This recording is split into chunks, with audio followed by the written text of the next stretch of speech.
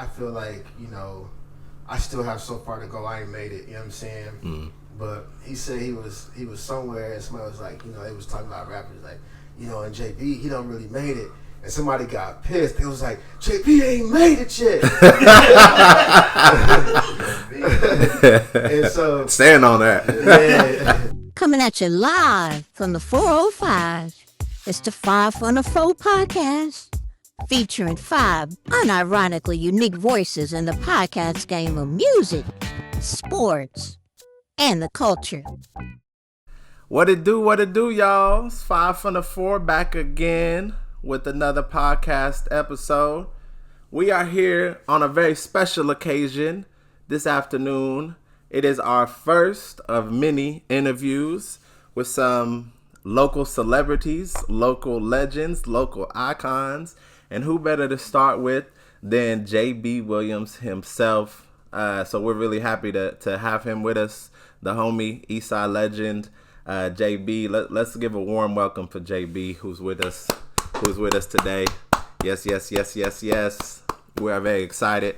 I will be your host. My name is Aurelius.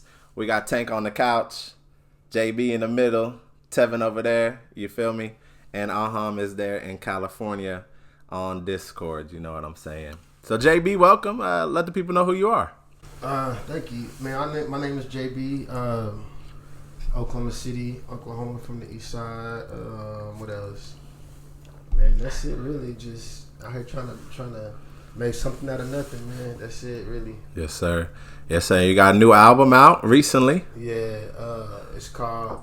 That's not the one. No. But I was just. This is a album. This is another album. If y'all ain't know.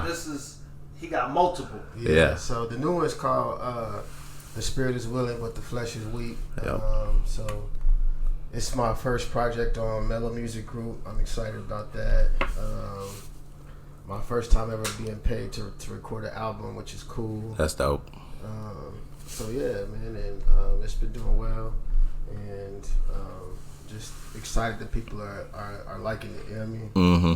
Yeah, I've listened for sure. Been on repeat. You know what I'm saying? Yeah. Sexy Red, first track. No Love. You got multiple tracks with Conductor Williams, which is very dope. What was it like working with him? Because he's worked with lots of different big artists like J. Cole and stuff. Yeah, man, me and him go back probably like 10 plus years. You know what I'm saying? So I know that before he was Conductor Williams. You know what I mean? And so it's crazy because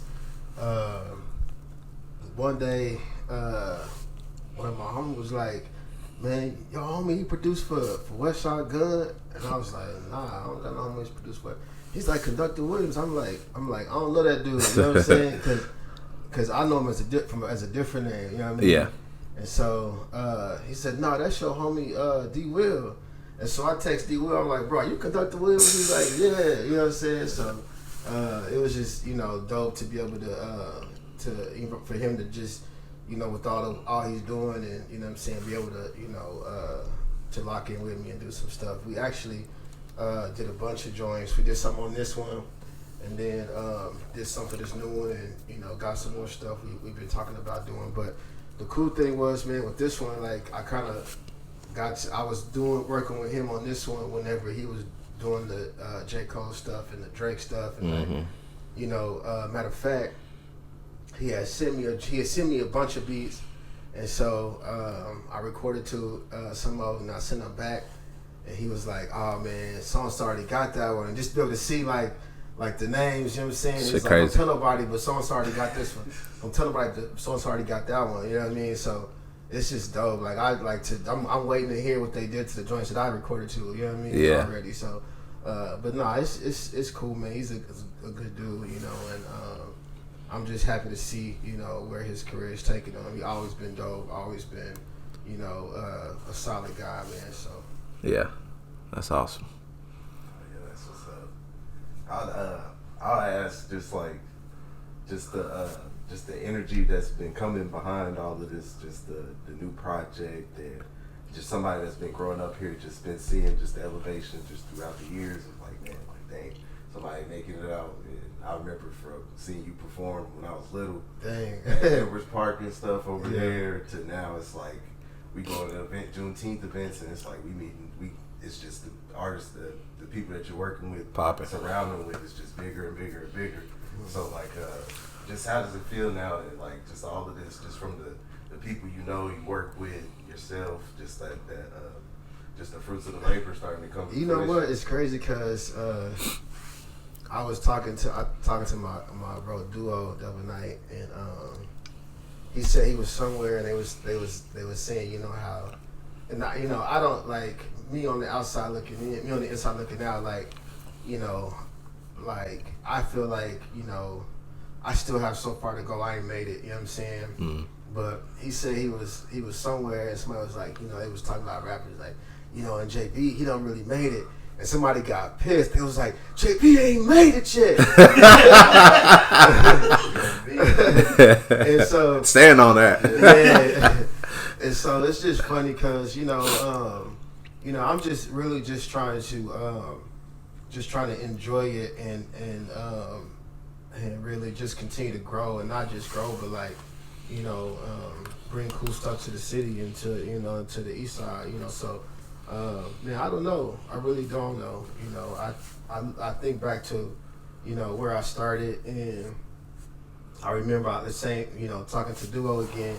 I remember being like, probably like 16, 17, and they was all older than me, you know what I'm saying? Mm-hmm. And they was, everybody in our crew was like, doing stuff, and, they would get shows, and I would be just like, helping them, you know what I'm saying, or just, jump on stage for a freestyle, and I'm off the stage, Mm-hmm. And I remember telling him, man, when do I get to do it? You know what I'm saying? And I remember he's like, bro, your time gonna come, and so, so it's just cool to understand, like, if you just being patient and not forcing it, not rushing it, Mm-hmm. The thing is like, a lot of times people see me in different, I find people see me in different, in a different timeline of my life. So like, there are people who didn't know I, did all the stuff he was talking about like years ago, or maybe just see me now, and they like,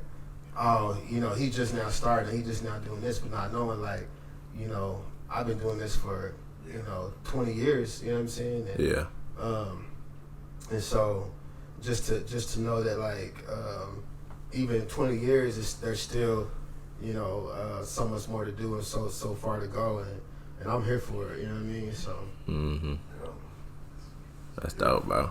Yeah, that's fire. I think really to tag on to that, my question would be, when do you think that you really learned that you had a knack for artistry?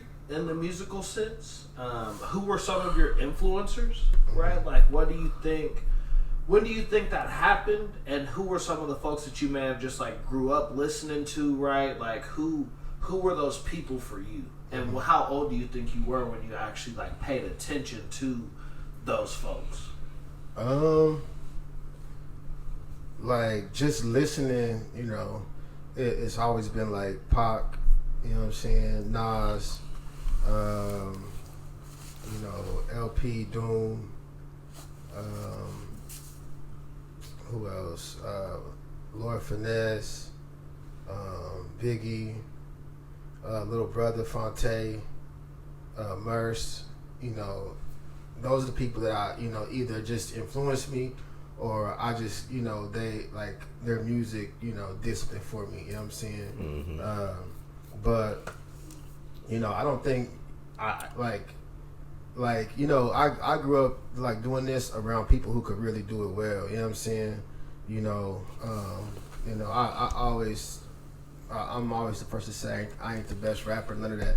I got homies that that are amazing. You know what I'm saying? And so that are here. You know what I'm saying? That are just amazing with rap shit. And so those people influenced me too. You know what I'm saying? And so I don't know. If it was ever a time I'm like, okay, man, I got this. I think for me it's because I just around dope people. I've just been always trying to catch up. You know what I'm saying? And learn and grow in it. But I still don't. don't want to ever feel like I'm the best I'm gonna ever be. You know what I'm saying? I want to continue to grow and do better. And I think man, like when you continue to listen to music and try to be around artistic people and people that you feel are great. Mm-hmm. It can only help to grow you and make you better. You know what I'm saying? So yeah, man, I'm just enjoying it and just happy that I'm still going. And I know some people that was dope, that was popping, and they chilling. Some they're not even doing it no more. You know what I mean? Or they where they was still. You know what I'm saying? They still at the same level and haven't been able to or they plateaued when they haven't been able to reach another level. And I feel like I'm just blessed to continue to reach another level. That's dope. No, that's dope for real. I wanna, because we also have sort of a relationship outside of this too. So we've had a couple conversations. But you're a very community-based artist. You're very pro-black. You're very, and you said in the people that you listen to, right? Some of those artists were very much so the same way. Mm-hmm. As a Kendrick Lamar fan, here we go. You knew it was coming, Kyle. You knew it was happening. I wanted to know, was there inspiration there? And also, right, in the recency of all of these things that have happened in the rap world. Uh-huh. What does it look like to you? Not necessarily to choose a side, to be an artist who doesn't necessarily have a stake, right? To be appreciative of the music that all of them create. How does that also feel in the music industry? What did that beef per se do to folks who may not have been just necessarily engaged, but for folks who still I feel had an influence by some of those artists who were involved, right? So. Also wanted to ask around that question too, because I find it interesting for artists who have, who've done music, who like certain artists and probably have been influenced by them, and these things happen that really don't have bearing on them and where they stand and things, right? How does that actually maneuver in that world?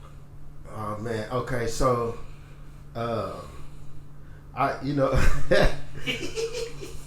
I'm trying to think. I'm sure there has been moments, where I've had inspiration, from Kendrick. I say this. I did a show with Kendrick, around the time whenever, what was the song called? Wake Up, Drake, Pull Up. Circles. Yeah. So when that came out, and so I remember thinking, and then even seeing him and hearing before that, what I'm saying, or seeing him at South by and stuff like that, and the excitement and the buzz was already around him. You know what I'm saying? So that to even watch that is an inspiration. But I remember that show. Just his show was inspiring. You know what I'm saying? But and then when was the album when he was doing Kung Fu Kenny? Damn. That was Damn, 2017. Yeah, so Good Kid and Damn's probably my favorite two albums, by him. And then my homie Murs had did a lot with him too, so I was kind of just following along, what I'm saying, watching what he was doing with Murs and whatnot. But I really like Damn, and I will say there were moments in that album that definitely inspired me, album wise, you know what I'm saying, production, song wise.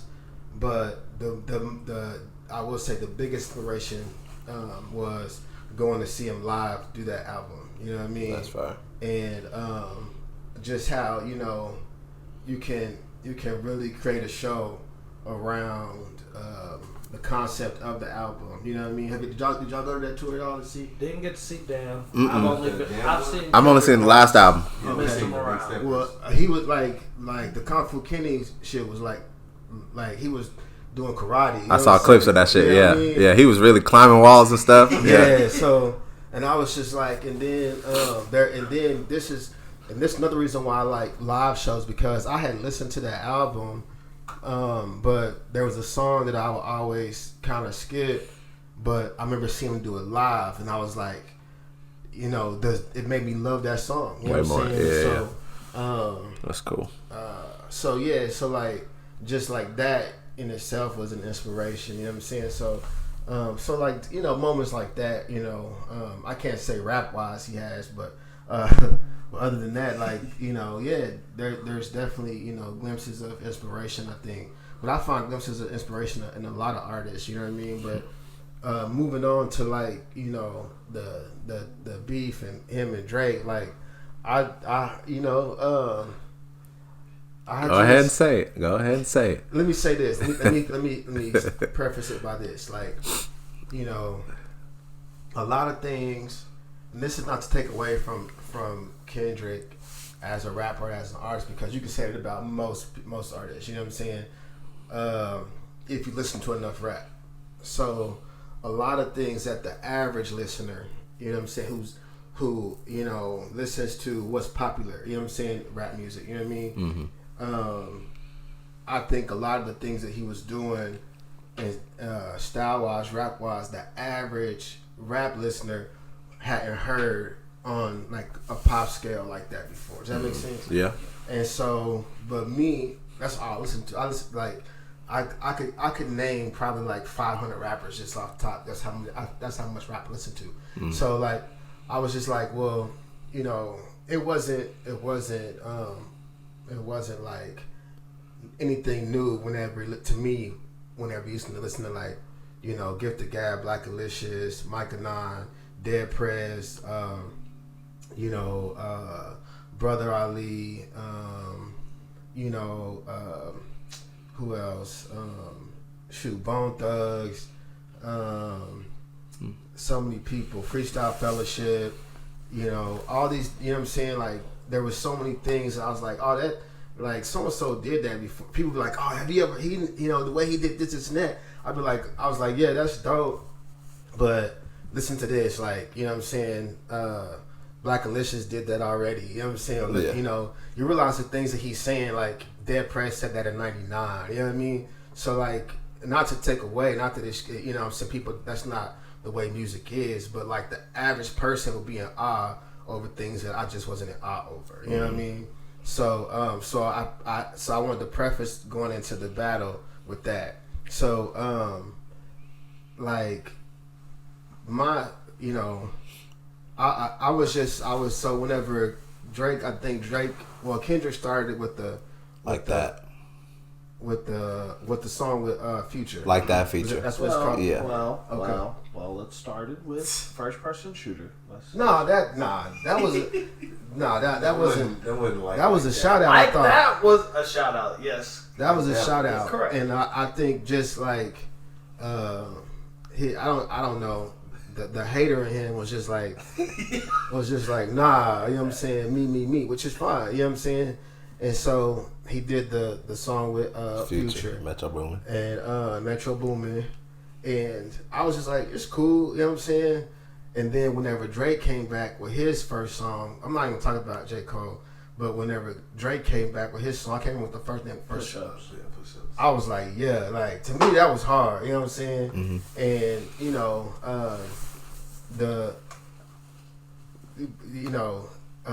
people don't like Drake. I get it, you know what I'm saying? Mm-hmm. And so there was that. It was like, man, and people just had this imaginary song in their head that Kendrick hadn't even done yet that was gonna come and like destroy Drake. You know what I'm saying? And he came back with whatever song the first one was. Euphoria. And I was just like, it's cool. You know what I'm saying? And then Drake came back with whatever song he did. Then it got messy. But still, I still was like, to me, I was just kind of like, they was even. You know what I'm saying? Cause Kendrick did the verse, Drake did his song, and then Kendrick did his, and then Drake did another one. So I was kind of like 2-2 to me. Mm-hmm. You know what I'm saying? And so I was like, it's even. And then after that, you know, I was kind of getting just kind of tired and overwhelmed with it. Yeah. But the last two, the the one before he did Euphoria and then what? 616 in LA. 616 was before Meet the Gram. 616 dropped just on Instagram though. That's the one I like. Yeah, because he was like, rapping. Yeah. Fire. I was like, okay. He was rapping. I was like, okay, now we got a battle. You know what I'm saying? Yeah. And then Drake came back with the one with the video, Mm-hmm. and I was like, Good Kid video. Good Kid Van. He took Yeah. Good Kid Van. Smashed that it. shit was crazy. And he went at ASAP, and he went at all of them. Weekend, Had a whole everybody. verse for everybody else Rick who Ross. included themselves in the beef. Yeah. Fast. Family Matters. Yeah. and I was, and It was to hard. me, at that, whenever Drake did that, he was up. You know what I'm saying? I was like, he was up. And then that's whenever Meet the Grams. Meet the Grams came out. 30 I was minutes like, later. nope, Drake still got it. You know what I'm saying? Meet the Grams, and it was just kind of like you reaching. You know what I'm saying? Like you. He sounded desperate. You know what I mean? And then I don't think Drake came back with another one yet. No, then it was not. Then Not Like Us. And Not Like Us. And I was just like, I still, to me, it didn't. What was the one I liked? 616 LA. It still wasn't better than that. You know what I'm saying? Yeah. And to me, like, even on Meet the Grams and Euphoria, I felt like there was moments where he was like out of pocket and off beat and stuff like that. But whenever he did Not Like Us, I got it. But like, I just felt like if any other regular ass rapper had to use that beat, it'd have been like, nah. The beat wasn't hard to me. You know what I'm saying? And then like, he wasn't just saying stuff, but he was just like, it was just catchy. You know what I'm saying? And that's what did it. It was catchy. Like battle wise, I don't feel like it's just like if two niggas is in a rap battle on stage. You know what I'm saying? And one nigga is spitting and one nigga is animated, taking your hat off and like throwing it in the crowd and like, you know what I'm saying, spinning around. I've been in battles like that. You know what I'm saying? It's like that nigga is like getting the crowd excited. He performing and he tap dance and put on the show. It's like, you know what I'm saying? Like he doing extra. You know what I mean? You get lost in the theatrics more than like the words and the bars. You know what I'm saying? And so that's how I felt like Not Like Us was. Like what he said, man. I was like, what he said? Something. Let me do my stuff. And I was like, just stuff like that. I was like, you know what I mean? Like he a better rapper than that. You know what I'm saying? You know what I mean? So I just wasn't as impressed as everybody else. Would you say before the beef that you was a bigger Drake fan than? Yeah. And that could be it too. I'm not gonna front, like that could be it too. But I just like there are more Drake songs that I connect with than Kendrick songs. You know what I'm saying? And you know, I said it before. Like to me, Drake is like I don't listen to singing. So whenever Drake is singing, I can't tell you nothing about it. You know what I mean? Like, but when he rapping, I feel like the dude be spitting. You know what I'm saying? And so like in the way he raps, he just paints the picture. You know what I'm saying? The way Kendrick raps is like he's like sometimes it's just a bunch of rhyming words. You know what I mean? And so and that's cool too. It's still rapping, but if I'm going through something, I'm gonna need more than just rhyming words. I want somebody to paint the picture that I'm going through. You know what I mean? So and that's just I think that's just preference and you know, subjective to the listener. Right. But it's also, to me, the argument is kind of like Pac and Big. You know what I'm saying? Like they aren't the type of rappers you should even compare because they're different. You know what I mean? Drake and Kendrick are the type of rappers that you should compare because they're different. You know what I mean? Yeah. But I also like Drake because he don't never win or lose. He gon' if he with it when it come to rapping. You know what I'm saying? And that's like the rapping spirit. You know what I mean? And that's an MC. You know what I'm saying? He done got cooked by Pusha. You know what I'm saying? And all that. But he was with keep the smoke fighting. and Yeah. keep going. You know what I mean? So, and that's just the rapping spirit. But with this, it was just like a different animal. You know what I mean? So I don't know. I'm not gonna front though. I'm definitely a bigger Drake fan than Kendrick. So. People be surprised. You know what I mean? Like For sure. I don't know why, but I was going to say something else about Kendrick. That's what I'm going to say. When it comes to, I said this to y'all before, like Drake, he's constantly releasing music. He's always rapping. You know what I'm saying?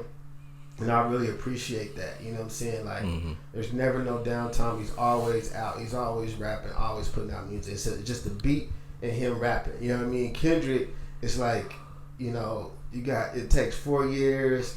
He got to get, you know, the choir, the symphony, 8 producers. You know what I'm saying? You know, all this different thing. It's like, yeah, I'm exaggerating, but you know what I'm saying. You know what I mean? Like, it's like, bro, just rap. You know what I'm saying? With Drake, it's just the beat and him rapping. You know what I'm saying? It's not like a Beyonce album where it's like 30 people in the room while you know what I'm saying? Yeah, it's just like the overproduction of it. You know what I'm saying? So, but you know, I don't know. I think everybody always be like, think I'm crazy, but I just, you know, people like what they like. You know what I mean? Yeah, so, absolutely. It's subjective for real. Yes, it is what you like, and we appreciate you for sharing your opinion. People gonna turn it off when I start saying that though. They're like, Nah. I think for us it's like we really do just want to get people's opinions, and really like for me it's like as somebody who's in the industry, right? Like you might not even be at the level where it affects the work that you do. I wonder how those folks also are like, what did this do for you know, like for the music industry? Like how did this benefit, hurt, all the things, like, right? Like what did this do to everyday folks? Because it was big enough to the average listener that this was what the music industry was for a while. Like niggas forget the Future dropped 3 number 1. Like I didn't even realize Future dropped a 3rd album. You know what I'm saying? Because niggas are still so focused on the other shit that's happening. Like you not like this is, you don't got a Kendrick feature. I'm probably not listening. Like, so some of that shit is really just also. It's interesting to see what that did, trickle down effect, whatever you want to call it, for the rest of what. I mean, to that degree though, like some of the later releases, like you got A$AP Rocky still out here taking shots at Drake. Tyler the Creator dropped this song last night where it was like. He called him white boy. Yeah, he was rapping like Kendrick. On he called that nigga white. It was like, he went at Drake? Allegedly. He don't want that smoke. Drake, it was like he definitely was like, I'm hand in hand with this with Kendrick. Yeah. Well, I mean, and he performed at the Juneteenth event with him. You know, like he from LA too. Yeah. So I get it. You know what I'm saying? But again, like to me, Tyler and the rapper that won't smoke with Drake now. No, Tyler's friendly for real. Seems. Now, also a full artist. There's a difference. Like he's not like he can rap, but like he's one of those. No, he an artsy nigga. All of your shit is like at the point of all of the plexes, right? Like you're not just are exquisite in some things. Don't get me wrong, but like you're not just a nigga who's gonna be like the best rapper or the best. Like you're just good at all that shit. Like I see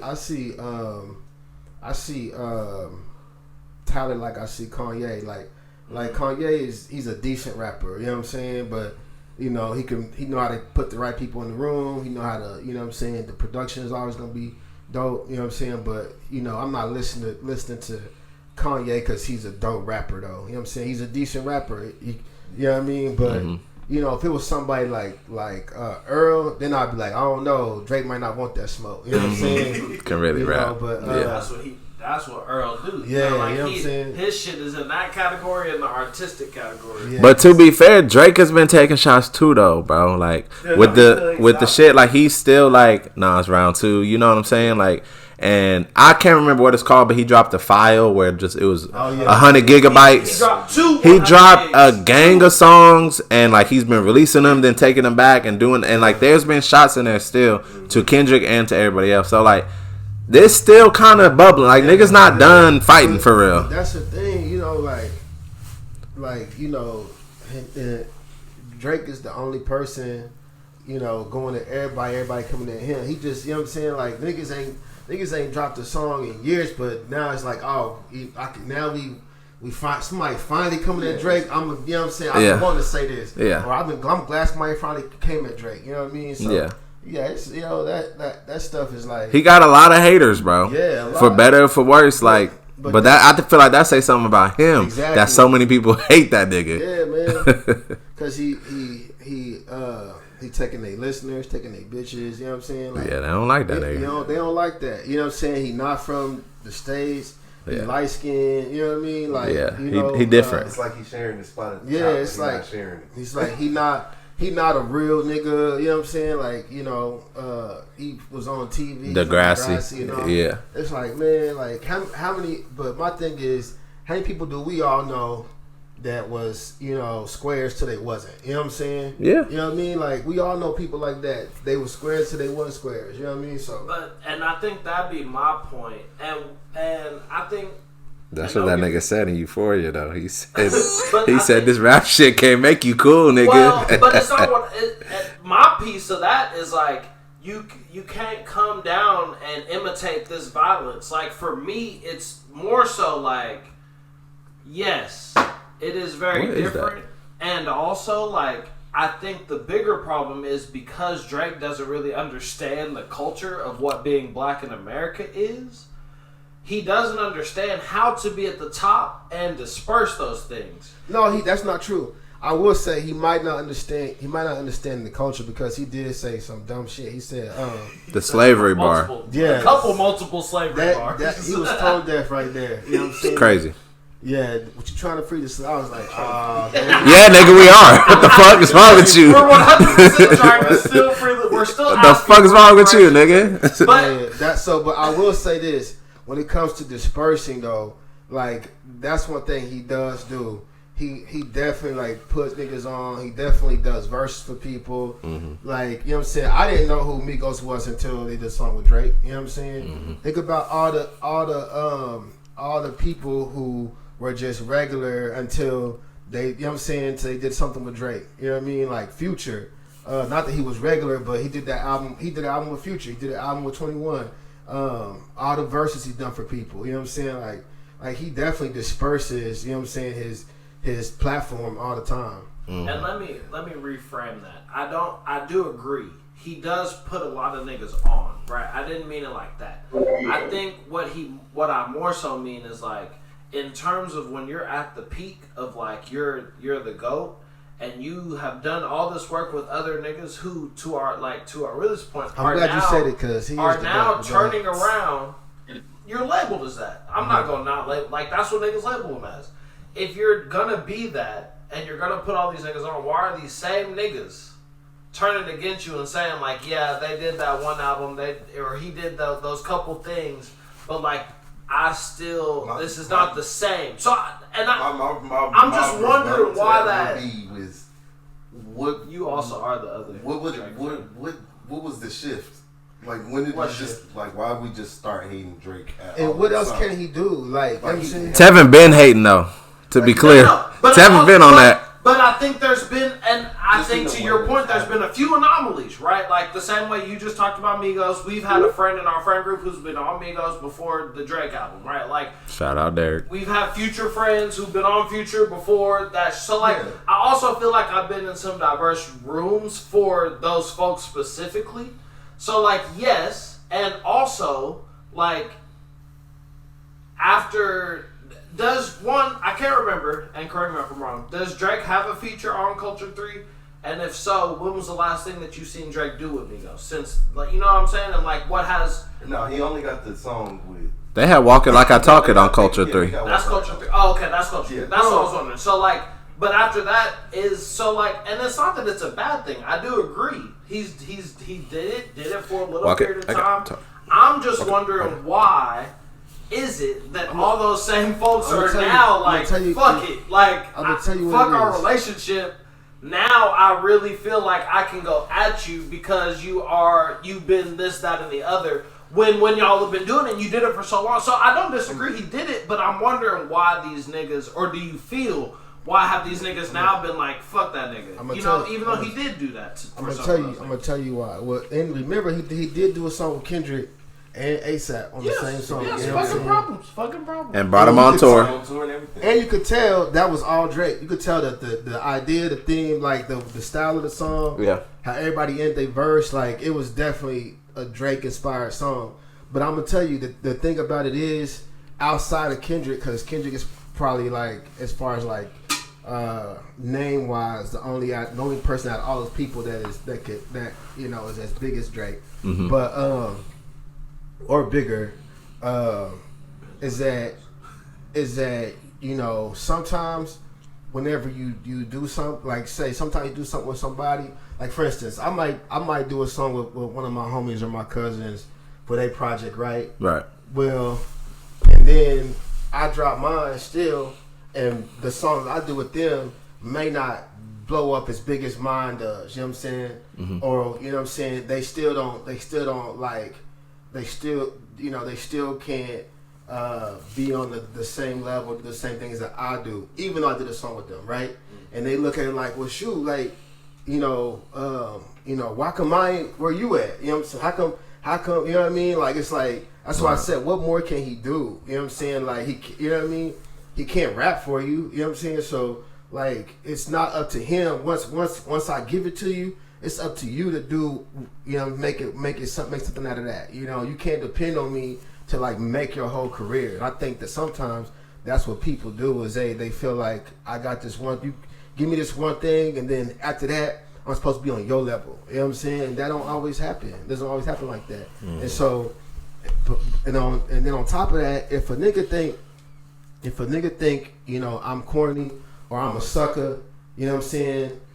Like, you just as much of a sucker and you just as corny if you kicking it with me and doing music with me, and then all of a sudden somebody come out and coming at me and you like, man, I always wanted to say that. You know what I'm saying? I always felt like that. It's like, nah, but you didn't feel like that when you was kicking it with me and I was doing songs with you. You know what I'm saying? You a sucker too then. You know what I mean? So that's what people do. You know what I mean? All that ganging up, like everybody ganging up on him felt weird to me, because it's like Kendrick can handle this shit himself. You know what I'm saying? Like, so that was weird. It's not like it was weird. They was what I mean? Not like they was kicking it anyways. Like for instance, like Tupac and the Outlaws ganging up on Biggie is one thing, because they all in the same crew. Yeah. But like everybody just going, oh, finally, you know what I'm saying? Now I'm gonna take my shot. You know what I mean? Let's kick him when he down. You know what I mean? Like, Ice Cube getting on NWA is one thing. Yeah, you know what I'm saying? These are different. That was more part of it that I just shit that was like, it was just hard to digest. So I'm just sitting here like, all right, like Rick Ross. Like, I like Rick Ross, but I thought that was corny, bro. Like, you know what I'm saying? Like jumping in and all that. You know what I'm saying? Like, it's like, bro. Kanye jumped in after he tried to be friends with him. That was even more corny because nobody gave a fuck. No, it was trash. That was the problem. The verse was trash. Like, Kanye has not been able to rap in a while, for real. It's not good. It's even funnier too, like what you said. Like, for some niggas, it was like, but also in the same sense, for Rick Ross, it was weird at first. And then I heard the backstory on why he did it, which could be true or could not be true. French Montana. Because it was a cease and desist on French Montana. And I could see Rick Ross being more friends with French than he was with Drake. So, like, for him, I sort of thought about it, but no doubt, for some of the other niggas, it was like, you're doing this shit strictly because... For clout. Yeah, but if French ain't saying you coming to get that shit. But if French ain't make a song, you know what I'm saying, jumping out the window at Drake... Yeah, facts. Then why are you? Niggas was scratching out, like niggas was scratching out from left everywhere. Rick Ross' other shit though was the weird part for me. Not necessarily the song. It was the Instagram stories, the Twitter. Yeah. That shit was funny to me though. It was hilarious. Rick Ross funny, bro. But it felt OD because it was like, nigga, like, yes. But that's Drake's shit though, and that's the thing. I feel like Drake got hit with his own shit, because Drake be storying, he be making memes and shit. So now Rick Ross is out here making stories, doing memes, calling him white boy and shit, trolling this nigga. You know what I'm saying? And that's why I feel like Kendrick, it was like checkmate on that nigga when, because Kendrick has not been like the most popular nigga. Like Drake has always been the chart topping nigga, right? So when Kendrick, we're not like maybe we gonna see the last shit, the shit, well, the Drake stimulus package may not be the same. It may not be the same. But when Not Like Us hit like that, it was like, oh, Kendrick got that nigga. Listen, man. You think you go to Instagram, you go to Instagram, you go to TikTok, you still got more women, more kids, more people that got Drake songs. Then like just all the years of Drake songs that people still using and still bumping. Like you go and you compare to Kendrick, all they play is not like us. They not going back and doing No. not like Drake. Not like Drake. You know what I'm saying? Yeah. Like you there's in no world does Kendrick replace Drake. But I think that nigga Drake, like he needs to come with some real hard shit. His next project to bounce back from the shit. Like it can't be no cookie cutter. Kiki, do you love me? It need to be some real. Like we need. I don't remember what he calls his little mixtapes or whatever, where he's rapping. That's what we need, bro. That's Not no. The timestamp, the tracks. yeah, Nah, in Toronto, all that shit. That's not true because 9 a.m. in Toronto. Because shit. you gotta think. I don't want no fucking Kiki, singing shit. Right, that's the radio joint, right? Yeah. You gotta think. Not Like Us was Kendrick's version of that. You know what I'm saying? Right. It was. So why if? Because Kendrick don't normally do it. So no. My question is, so why if Kendrick needed to do that to be Drake, right? And to, you know what I mean?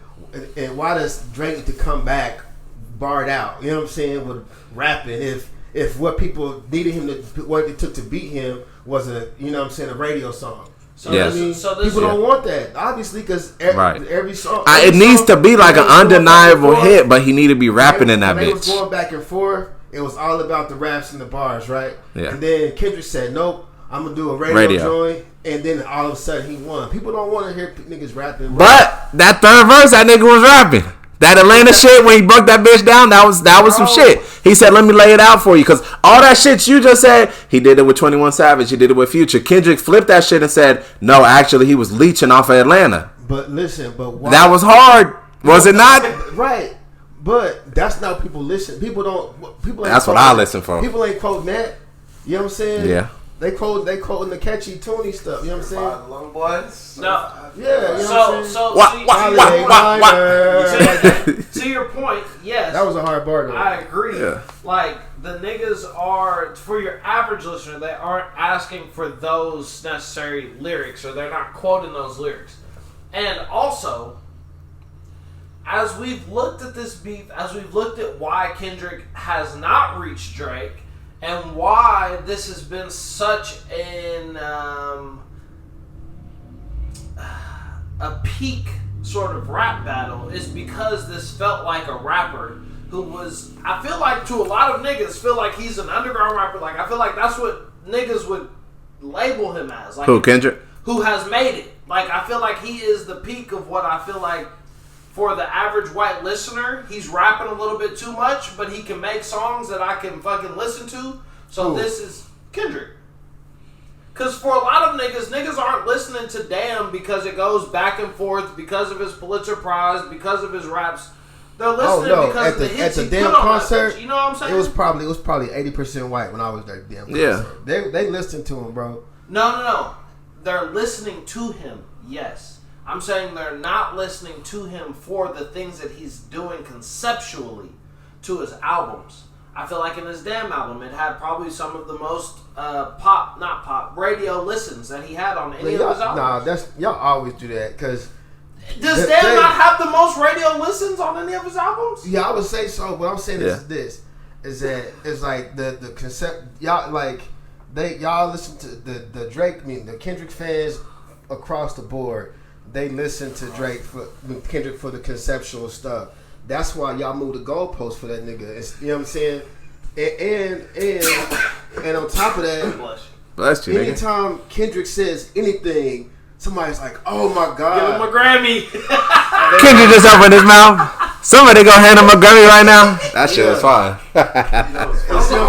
It's like, oh my God, he said this, but if you go back to this, he actually was meaning this, and then if you multiply that by this, it's like, bro. But as a rapper, do you not like that? Like, for your fans, like, do you not like when, like, oh, did you mean it like this? Was it a triple entendre? Like, that shit cool? That has happened to me before. Yeah. And I'm like, that's cool, but man, nah, that's not what happened, bro. You know what I'm saying?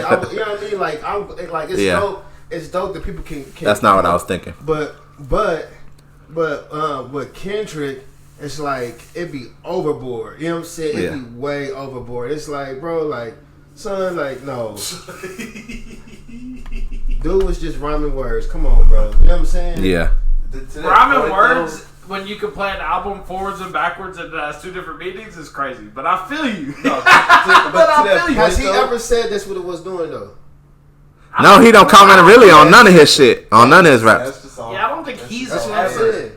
That's what I mean. Like, but it happened. But that's part of the sport. Like that's part of the cool shit to me. Of like, nigga, like with Tyler's shit. Like you sent one of Tyler's big fans off. Like he been a fan since the Our Future shit, and he was like breaking down what the sort of concept for this new album is, that he's blowing up the industry and all this type of shit. Somebody I feel like that shit kind of cool. Listen, even though it's nerdy as fuck, but it's like all right.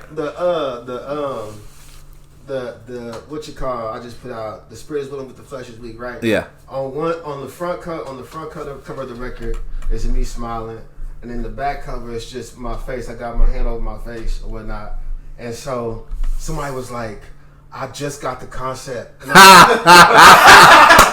Jabee was like, "What is it?" It was like, I'm trying to explain. It was like, so why'd you choose these photos? I was like, man, my homie took that picture. I like Sweet life, yeah. We was trying to figure out a dope cover. You know, I didn't want to use my face for the cover, but the label wanted me to, so that was a picture I liked. And then the one on the back, you know what I'm saying? I took that photo in Tucson. They gave me all the photos we took, and that's the one I chose. And they were like, so this side is your spirit and this side is your flesh. And I was like, yeah, bro. You know what I mean? Like, you know what I'm saying? But that's what people do, bro. You know what I'm saying? But yeah. I was just picking pictures. You know what I mean? Yeah. It wasn't that deep. Point too is funny, and I forgot who Dissect. Shout out to the Dissect podcast. They did an interview with. He's the worst though. Yes, he does this to the worst. Niggas, I don't know if you know who the Dissect podcast is. That nigga takes nigga shits. He does a podcast on like albums and like tries to conceptualize everything about each and every piece. Right? Some of that should be true. Some of it should be false. I believe it was Doechii. I think he just did Doechii's last album. Yeah. He had an interview with Doechii, and he was like, "Hey, I had a guess about what these bars meant, and da da da da." And Doechii was really like, "No, like I don't know what the fuck you like. That's cool. Like I'm glad it's like that works, but nah. But no, I was not thinking about that. So like, yes, I do think to that point. Like, yes, I do think that some folks are just like analyzing over fans who are just like, oh, I hope that this is what they're doing. So I do think that happens a lot too. But I also think that the way Kendrick has done things his entire career, that a piece of it is still true. Whereas in a lot of artists, we don't necessarily see that, right? Like in some artists, it's like, for Kanye, for example, the nigga went and did a production for multiple summers and was like, no, I'm locking myself away and doing this shit. If some conceptual shit was coming from that, some of it may not be true, but some of it probably had to be true because he was forcibly putting himself in those people. I would say that could be true. Is that not like, because he takes so long to do an album? So I'm not saying this, you know what I mean? I know you're not saying it's not fully but true. You gotta look. I look at it like this. It's like you said. It's all subjective. It's just like a painting. Somebody paints a painting, puts it on the wall. 10 people come by and look at it, and all 10 have a different, interpretation of what it means. You know what I'm saying, or what it is. Yeah. Then all those people, you know what I'm saying, what the artist meant, it has nothing to do with those 2 people thought. You know what I'm saying, what their interpretation was. So, you know what I'm saying, it's definitely possible. But I think, look, Kendrick, like I think there could be some of it, but I think for some of these fans, man, they be just reaching. You know what I'm saying? Yeah. Jump in here, I know you got a question. Niggas went a little hard on the Kendrick shit. JB, I know, since we're talking about these artists now, I think that kind of leads to the next question, right? So, as we've seen kind of throughout the years, generations on generations of rap artists have kind of come and gone, kind of dictated the decade for real. So, early 2010s, you probably had, Young Thug, the rise of Young Thug and mumble rap. And then you had the transition into, we don't know what the heck we're going with, Blueface and all the foolishness of the late 2015s to 2020. What do you think about the artists of today, and where do you think rap is going? You got to give me, I think there's, now, there's so many different, styles of rap and artists. You have to give me like an example. That's kind of like, I don't necessarily. So, for example, we got Big X the Plugs album that just came out, right? I feel like there's probably the album is hard. Where's he from? He's from Houston. Dallas, maybe. I do know who that is. Big dude. Yeah, big old dude. He dope as fuck. I know what you're talking about. He dope as fuck. Yeah. I will say what I like about Glorilla. Yeah. Well, that's what I was gonna get to.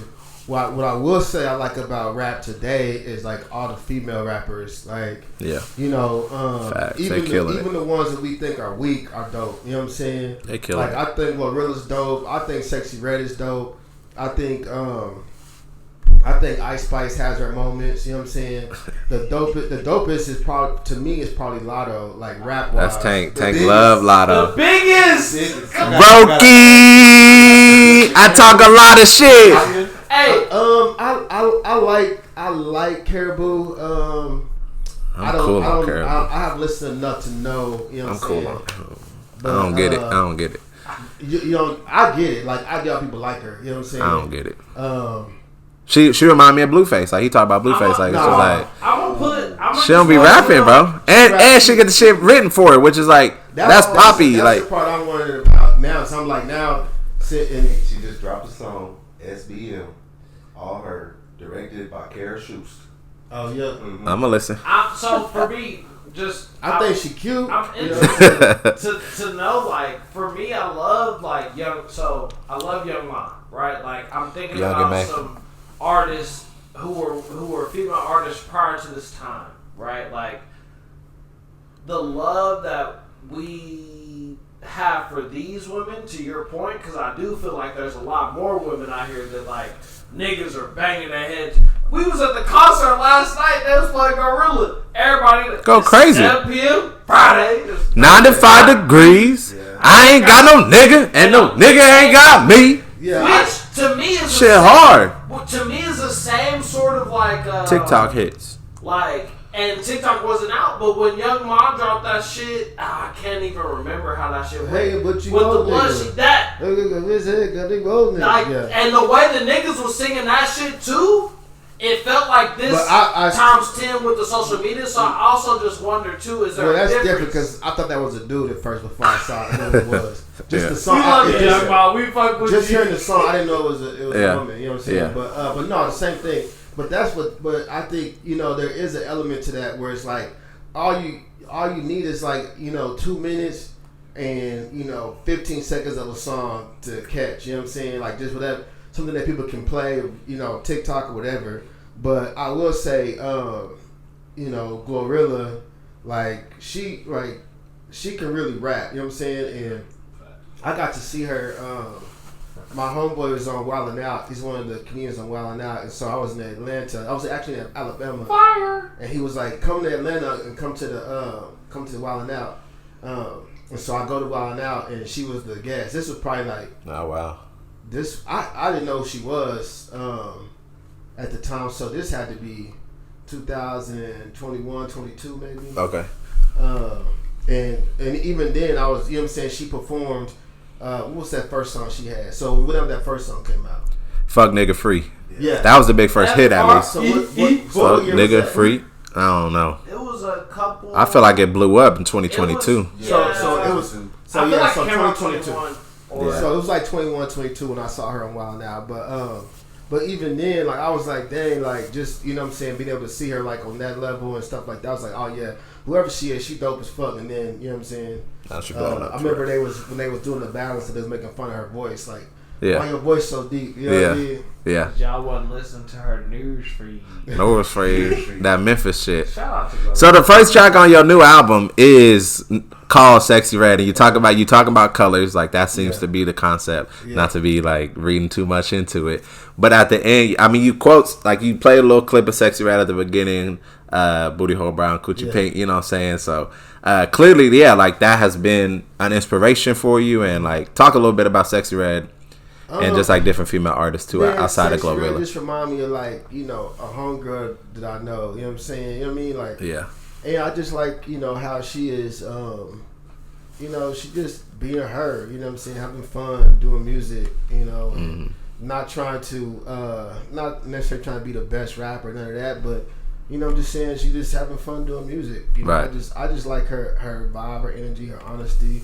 You know what I'm saying? Like she just feel like a real person to me. You know what I'm saying? She remind me of homegirls I know.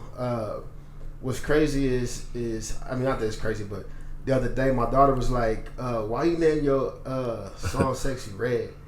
And I was like, "Do you know who that is?" And she was like, "Nah." And she said, so I had to Google to see what that was. And she was like, she looked familiar, but I don't know her songs. And so I was just thinking, like, damn, I'm just glad my 12-year-old don't know who. Right. Don't listen to it like that. You know what I mean? But nah, you know that. But I'm glad you understood that, because that was really the So backtrack. So the song's produced by Apollo Brown, and he had a song with Planet Asia. And I can't remember what the song was, but it like the way the sample was reminded me of that song. So I was like, man, I'm gonna just, instead of doing, I'm gonna just take one concept and just, you know, do it that way. So just get the colors. And so then at the end, I had said the Sexy Red thing, but I didn't have the deals. Yeah. So it wasn't called Sexy Red. I just started talking about my favorite colors and whatnot. And so then I was like, damn, like I should name this Sexy Red. You know what I'm saying? Like I was like, damn, I should put some, you know what I'm saying, kind of like just package it up with some clips. So, yeah. That's cool. Why 8 tracks? Am I Good Enough was much longer track list. This is your first one on the record label Mello Music Group. So because I think that also gets into the newer sound, like, because Big X's songs, most of them are 2 minutes. Glow songs are a little shorter. So just getting to that, like, as you're thinking about developing albums and stuff. Yeah. So it's supposed to be an EP. So the contract is for one EP to start and then albums. Gotcha. And so it was supposed. So in my mind, I was thinking like an EP was like 5 songs, you know what I'm saying? But because you know, I made the song so short, and I know, like I'll say this, like I haven't been doing short songs because like that's the trend. Like I just don't like writing choruses, you know what I'm saying? I just like get into it, you know what I mean? And if I come up with a chorus or a second verse, I'll do it, you know what I'm saying? So I just let the songs, you know, I write the songs like that, and so that's just how it turned out. So my mind was like, I got 5 tracks, you know, it's an EP, and they were like, nah, it needs to be this long, you know what I'm saying, like minute wise. And so I was like, dang. So then I had to add another song. And then I was like, okay, now I got I added 2 more songs, and then I needed one more song minute wise. And so my homeboy Westside Drizzle had passed away, and he and I, you know, we went to school together. He got killed like last October, and so we'd always be at my homeboy Bam's house, like, you know, freestyling and stuff, and Bam was always, you know, recording and, you know, recording on his phone, on his camera and stuff. And so after Westside passed away, he sent me that video. And I was like, dang, I forgot about that day. You know what I'm saying? And me and Westside always talked about doing songs together since, you know, high school. And whenever I was working on like Black Future and all the other joints, he had got locked up. And so when he passed away, you know, Bam sent me that, and then I hit up Westside's sister, and I was like, man, I got this video, you know what I'm saying, you know, you cool if I put it on my project, you know what I'm saying? She was like, heck yeah, that's what Drake would want. So that's dope. So yeah, but then it made it 8, and it, you know, timing wise, it filled it out. So initially I was thinking I could just do 5 tracks and that's an EP, but they're like, nah, it needs to be this long, you know what I mean? Gotcha. So that's the reason why. Okay. I just want to, just real quick, and I don't mean to do this, but I'm a Kendrick fan. Kendrick in one of his songs. Here you go. You got to come back to Kendrick. No. We already had the Kendrick segment, nigga. No, not to go back to him, but it's funny because he said this shit in one of his mixtapes. He said, call it an EP. They said 7 tracks. I said 15. Let's call it an EP. I said I'm different. Like, he literally talked about how folks were saying like the number of tracks, whatever you do. Like I just think that conversation was funny, and that's just what popped up in my head. But you proving the point of the connections that ain't there. You just got to make everything like, oh yeah, Kendrick did that. I'm telling you, Kendrick fans are like Playboy. You proving the fucking point, nigga. No, but he literally said those words. I know, but it's just like yeah, but out the blue. But also, you know, most of the beats that, you know, conductor, you know, whenever a conductor sends you beats, there's like, you know, usually if somebody sends you a beat, it's a you know, might be an intro, verse, hook, verse, you know what I'm saying? Like, but with conductor, he just sends you, he makes it all like in one take, you know what I mean? And how it comes out is how it comes out. If it's 2 minutes long, that's the beat. If it's 1 minute long, that's the beat. And you can't be like, okay, can you do this? It's like however he sends it to you, that's it. You know what I mean? So you know that was part of it too. Is like, you know, working with a producer like that. It's like, you know, I don't want to go out of like, you know, the realm of like the style of his, you know what I'm saying, of his production and what he usually does. I want a conductor production to sound like conductor production. You right. know what I mean? Yeah. Instead of trying to like, you know, let me add a hook here and change his beat up and do this. You know what I'm saying? Just no, how you send it to you. That's how you use it. You know what I mean? So yeah. In the album, you cover a lot like religion. Obviously, like I feel like the title hits on that a little bit, but you hit on religion. You hit on money. Money ain't everything, but everything costs money. You hit on relationships a little bit, love. Yeah. So is that like when you're making the album? Is it like what you currently going through, or are you like, ooh, let me hit on these different things? Like what? Yeah, what is it? It's always what I'm currently going through. Got you. You know, money thing was, you know, was a real big issue for me when I was working on the album. You know, for one, you know, just being able to create an album and like, you know, somebody putting money into it, and then just what I was going through personally. You know what I'm saying? Like, I think when I first started this album, you know, that's when I was dealing with like the real hardships. Like a year ago, Eastside Pizza, and then at the same time, you know, we were opening up Scramble. You know what I'm saying? And then I was starting to Live Free, and it was like, you know, money just was like a reoccurring theme, you know what I'm saying, in my life. You know, good and bad. And then relationships, you know, relationship wise, I had went through I had 2 songs that I wanted to put on this album that talk more about relationships, but I felt like the person who I was in a relationship with, it was mostly about the breakup.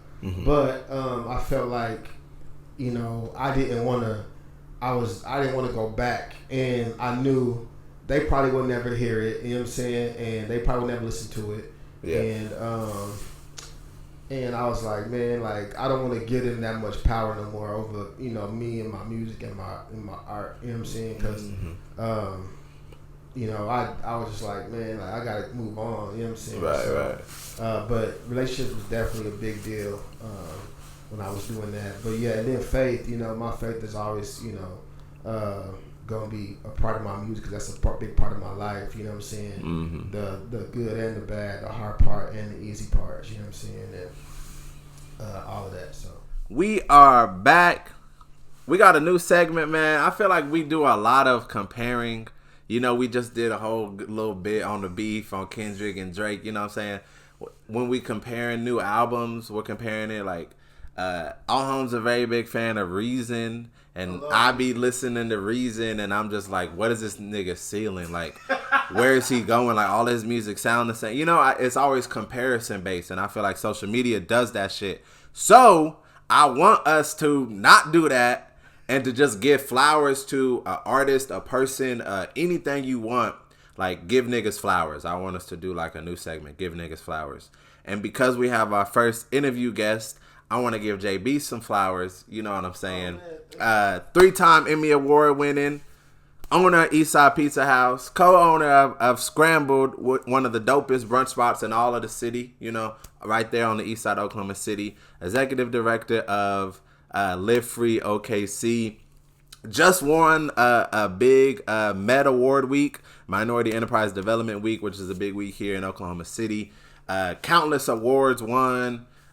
You know, doing intros for the Thunder and for OU women's basketball and all types of stuff. Like what you have done. Like I know you said earlier about like, you know, you're not where you want to be. You still growing and stuff, which is that's a good growth mindset. But like to see what you've done from where you come from. And I know like you how much of an inspiration you are to other people. Like I just really want to give you your flowers and shout out to you. And also like you haven't let that shit get to your head too much because you're still willing to come and sit on a nigga's couch and talk shop on the podcast. You know what I'm saying? Yeah. So just like staying true to your roots is like it's cool, bro. It's cool to see for sure. I appreciate that, man. I was talking to my homie the other day. He was like, yeah, I was talking to so and so.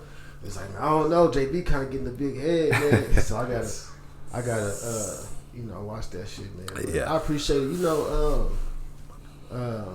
it's always cool to hear that stuff, you know. And you know, I've known you for years, you know, so you know, we go way back. But you know, I really just look at you know it as a whole, and it's like, man, like,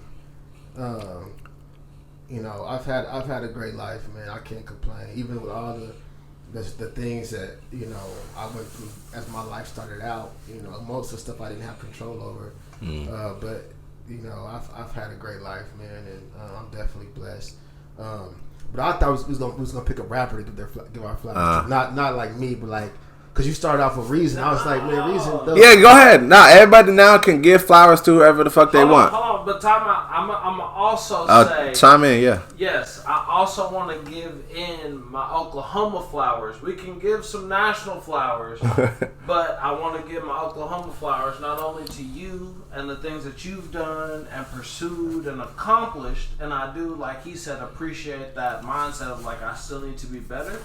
But also on the sense of you've brought a lot of these Oklahoma niggas together in different events and different spaces and different places where other folks can also hear of other Oklahoma folks who are doing. He brought Boss to the city, gave us a big shout out. That's our biggest post to the date. And let's not even talk about the niggas who ain't from Oklahoma. Shout out, Boss. Let's talk about the Bella Burns. Let's talk about the Sarah Birds, the Serafina Birds. Let's talk about Big Worm. Let's talk about all these other Oklahoma niggas who are really rapping, who are trying to do work here. Flyway J, YLL. There's hella niggas out here doing Oklahoma work who are rapping, who are doing artistry. Dr. View, hella talented. Tyler Davis. We've seen Thomas Who. Like there's so many artists here in Oklahoma, and I feel like we get slept on. But not only congratulate you for being a nigga who is maybe not at the top of like we're the best rappers ever, but in Oklahoma, niggas know who you are. And not only that, but you're bringing other niggas from Oklahoma City, from Tulsa to say, hey, from Norman, these are also Stillwater. Oklahoma. They're Stillwater. That Stillwater nigga at Juneteenth. These are niggas who can do it. He was right? cool. Like, he was cool. And that's also fire. One, to definitely give you flowers for that too, of like the conglomeracy. Is that a word? You just made it. Yeah. You just made it a word. Conglomeracy. Man, whenever you say Juneteenth, I just get anxiety because it's almost about that time. Yeah, you gotta start planning again. To get ready again. We're gonna be on the committee this year, bro. We're gonna help some more. Yeah. So, but it's fun too, though. It's a lot of fun to do, man. Yeah. So, yeah. Let's see who can I give some flowers to. I'll say nationally, I gotta give flowers to Merce for a few reasons. You know, I feel like he's one of the first people who gave me a chance. You know, and you know, he put people onto me, and has continued to do it for everybody. You know what I'm saying? Like he's one of the people that helped put Kendrick on. He helped with Future. You know what I'm saying? And doesn't ask for nothing. You know what I'm saying? Like, you know, and he's done great things, and like, you know, he just likes to see people do good. You know what I mean? And anytime I call him, he's always there. And so he's just, you know, he's somebody who I really aspire to be from my city, how I watched him be for his. You know what I mean? So I want to give him flowers. And then locally, let's see who I want to give flowers to locally. My nigga Click say, I forgot. There's so many niggas. I'm glad you said Worm. I'm gonna say Worm because recently, you know, he's just been making himself available for me, and not just for me, but for other artists. You know what I'm saying? And you know, a lot of times artists, you know, they always want.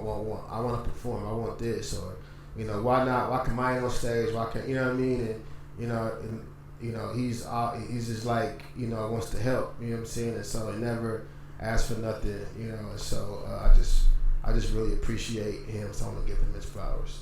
So shout out Merz, shout out Worm for sure. Go ahead, Tank. Yeah, no, I mean just to go along with everybody else, just having you here and just being somebody that grew up on the east side and just playing like I started with at the beginning of just remember being a 6, 7, 8-year-old kid at Edwards Park playing game. We wrap up our game and we look over Jabee over there, and it's like throughout middle school we hearing about all the different stuff, and we look up this year and it's like, dang, we all super fans of Dreamville and Boston. It's happening because you, and it's like just to see that that pillar is always, it ain't never stopped growing, and it's continuing to grow. It's just like, just give you your flowers just right here and just appreciate it. It's like we get to share this time with you. no doubt, I appreciate that. Especially being from the city. What? Oh, sorry, Tank. Because that just reminded me, because we was in middle school, and my sister used to pick us up when we was carpooling and shit, and she would. So it was a CD then, you know, it's before streaming. 2010, 11. What was the album? It was Yo Face. It was kind of cartoonish though, and bro, it had some of the best. Like I remember them motherfucking songs I loved, bro. But it's not on streaming. But it was, yeah. Yo Face was like on the album, bro. She played that shit every fucking day. Yes, bro. It's still rocking Group Fly. Like it was around that era. Yes, bro. CD. We was in the CD player, bro. I have to go through and look, man. It's been 2010. It was a red out. Like the background was red. I can't remember. I gotta ask my sister. She'll probably remember. Yeah, ask her. Yeah, that's wild. But anyway, go ahead. I remember being in the car sometimes. She'll pick y'all up from school. Yeah. We was playing that shit. I said, "Who is this?" Like, listen. Who was your national flowers? Let's give some national flowers. Right. Nationally, I would just go with. I won't say just a specific artist in general, but just this time of year, this season. I know it's homecoming season, and Facts. I know Langston had a beautiful homecoming weekend. My parents and them, there's all types of shows and band performances. My sister, she go to Arkansas Pine Bluff. She actually gonna be on the field during the game and all that stuff. So just sending flowers to everybody that safe weekends and weeks as they celebrate and they cultures across the country and stuff. That's dope. That's cool. Mine would be Dr. View, which I feel like counts as national because like he in Ohio now. So DJ View want to give some flowers to. Me and Tevin was at his DJ mashup event yesterday. Blackbird. It was dope, bro. It was dope. I wanted to pull up. The first, all of the DJs was fire, but the first DJ was stupid. My nigga Tyler Davis. I forget his DJ name. Yeah. But I'll send this to you. We'll get your DJ name in there on the clip. Yeah, pull up to the pod, bro. Tyler, that nigga was he was fired. DJ V was fired. I can't remember the other DJ's name, but they was all real cool. It was a cool little environment, you know. We was at Kendrick Spears right there on the east side, like, so it was cool. And they was mixing that shit, so like that shit was cool to see. Like you had some College Dropout getting mixed with some newer shit. You had Big X getting mixed with Mary J. Blige, like. So them kind of events are real cool. So just shout out to DJ View, what he's doing with the Sauce events. Jordan Broyles, the Blackbird Experience. Like, want to give flowers to all of them. It's just real cool to see those cultural events happening like on the east side in the city where like people just getting together, having a good time outside of the club, you know, and it really is just about the music. Yeah, so. Somebody said the club is dying. So it's dead. It's parties now. So. Dead. It's about parties, house parties and shit. Yeah. Who you got? Yeah, so going back to kind of the local piece, JB. I feel like every time I'm in a conversation with you, I guess right here I'm kind of an observer in this regard, but I have been today. But I feel like I learn a little bit more about you every time, man. Like obviously we see you in the organizing component. We see you kind of as a pillar of the East Side, obviously the East Side Pizza House, and then Scrambled. Shout out East Side Pizza House. But then this art shit. You're a father, like. You're an amazing man, dude, and so like you're somebody that definitely all of us have looked up to over the years. So definitely shout out to you, and you know we appreciate you being you for real. I appreciate that. So on a national scale, I'm gonna give a shout out to my mentor. So her name's Judge Desiree Hutchison. She's been kind of watching out for me here at UCI. I've had a few different situations being black on this campus that have been. Kind of momentum swinging for me, particularly just like trying to survive here in Irvine, California. It's not LA, y'all. Just let you know, it's not LA. It's Orange County. It's Newport Beach. It's white as fuck. So not many niggas here at all. But Judge Hutchison has been has kept me here quite literally. So shout out to her. And then shout out to my 5 from the 4 brothers, man. They've been keeping me grounded as well, cause niggas here weird as fuck. That's gonna get published, nigga. Alright, for sure, man. Giving flowers. Lastly, you know, we got a little something for JB. I'm stuck in my producer corner, but you know, got you a Thunder flag, a little gift. You know what I'm saying? I know you're on your cleanse right now, but for Saturday for the release party, you know. Yeah. Got the Jameson shooters for you. Jameson's his drink of choice. To be a Thunder fan too. Get him from Jameson on Saturday. Thunder balling for sure. Ready for a parade, a championship parade. Yeah, we gotta win something. Be on the lookout. November 2nd. Just know we've been dominated by 20 every game. That's what I heard. I haven't watched it yet, but they play today, right? Yeah, tonight. I'm going to the game tonight with my girl, yeah. We play the Bulls. November 2nd is the album release party at Beer City Music Hall. November 1st, the day before at 5 p.m. at Guest Room Records, signing vinyl records. The vinyl itself looks really cool. I don't know what all goes into making the shit look colorful and stuff and not just basic and black. But it's like red and tie-dye. So it looked real cool. So I'm definitely going to get one. So y'all check it out. Make sure you support JB and a bunch of different artists. Bella Burns gonna be there.